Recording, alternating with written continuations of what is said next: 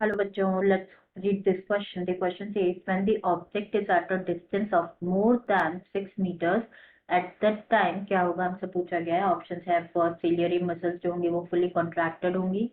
Second convexity of lens is maximum. Third eyes जो होंगी वो फुली रिलैक्स्ड होंगी. या फिर फोर्थ ऑल ऑफ दीज. तो सबसे पहले बात करेंगे यहाँ पे की कॉन्सेप्ट के बारे में. तो जो की कॉन्सेप्ट इस क्वेश्चन में यूज किया गया है दैट इज आईज. आइज के बारे में अगर हम बात करें तो जो हमारी पेयर्ड आइज होती है वो लोकेटेड होती है इन दी सॉकेट ऑफ दी स्कल जिसे कहा जाता है ऑर्बिट्स. नाउ ईच आई जो है इट वेट्स रफली अबाउट 7 grams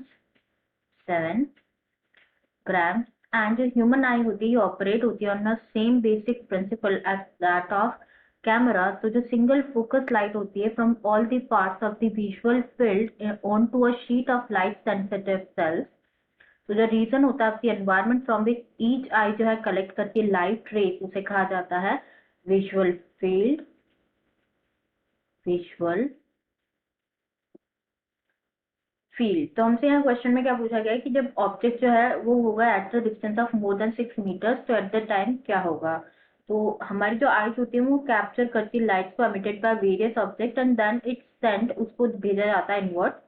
आइदर वो पैरेलल हो या डाइवर्जिंग लाइट रेज हो जो कि एंटर करती है आई में और जो कि स्ट्राइक करती है. नाउ जो लाइट रेज होती है फ्रॉम दी नियर ऑब्जेक्ट्स मतलब लेस देन 6 meters वो कैसी होती है. लेस देन 6 meters वो डाइवर्जिंग होती है. बट हमसे पूछा गया है अबाउट मोर देन 6 meter. तो जो लाइट रेज होती है और फ्रॉम डिस्टिंक्ट ऑब्जेक्ट्स और मोर देन 6 meters वो कैसी होती है. पैरेलल होती है. तो फॉर डिस्टेंट ऑब्जेक्ट जो सीलियरी मसल्स होती है वो क्या करते हैं. रिलैक्स करते हैं. Ciliary muscles are relaxed and जो सस्पेंसरी लिगामेंट्स होता है वो क्या होता है. कॉन्ट्रैक्ट करते हैं. सस्पेंसरी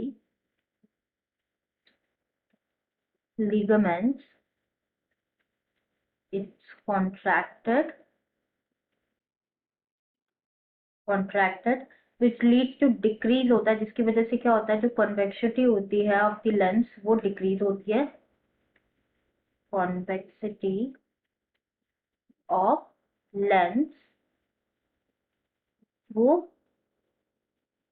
डिक्रीज होती है. एंड वाइल जो आईज होती है वो क्या होती है. रिलैक्सिंग होती है. The eyes are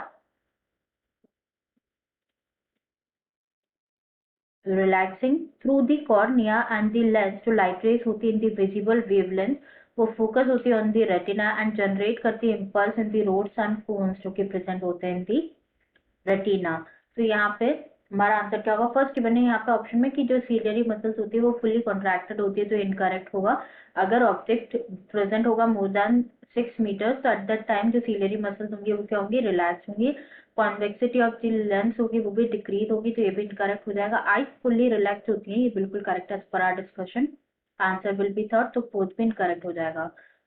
third eyes are fully relaxed. Answer will be third that is eyes are fully relaxed. I hope you understood it well. Best of luck.